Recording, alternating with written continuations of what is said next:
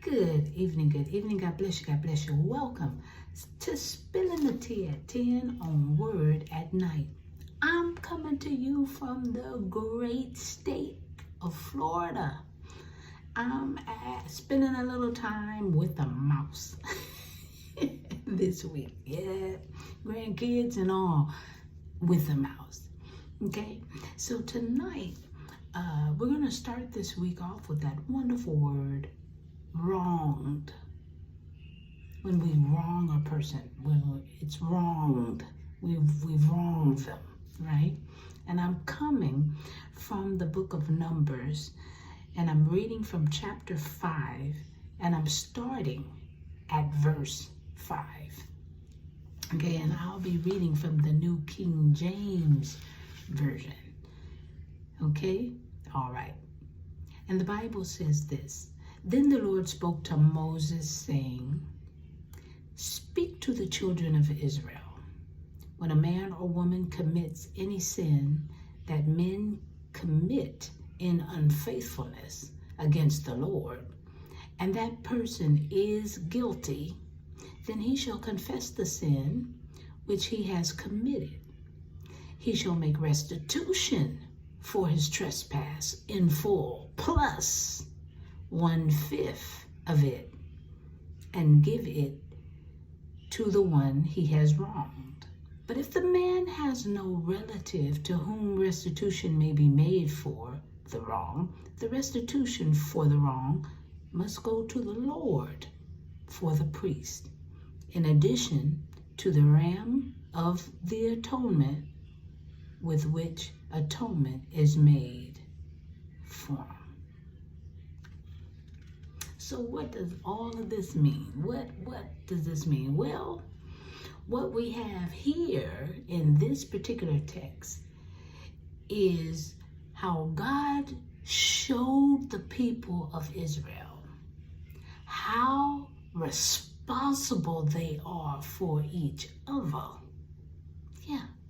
Whenever someone did anything wrong or wronged their neighbor, it was not sufficient to merely confess the wrongdoing, but each one had to repay in full the penalty, right?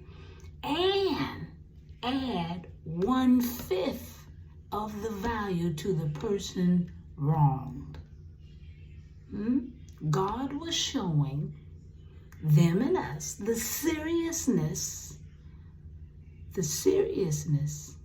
of being responsible for one another. So much so that if the one who was defrauded had died and they didn't have a living relative to pay, then they were to give the payment to the Lord, meaning to the priest, because they're doing the work. That's how important it is. You don't just get off. You don't just get to wipe away the debt because the person still ain't here. You still did the wrong. This is why we confess to the Lord. But not just to God to make us feel better. Oh, I did wrong, Jesus. You got to confess that you did wrong to that person. And then you got to make that wrong right. You got to make it right. And not only just right, but then you got to add. Because that was back then. That's in the Bible, y'all. That's in the Bible. Because I'm just spilling the tea at 10 on Word at Night. Wow. You guessed it. Sipping on my tea. Over here in Florida. And the kids are still up. Yes, they are. All right, y'all.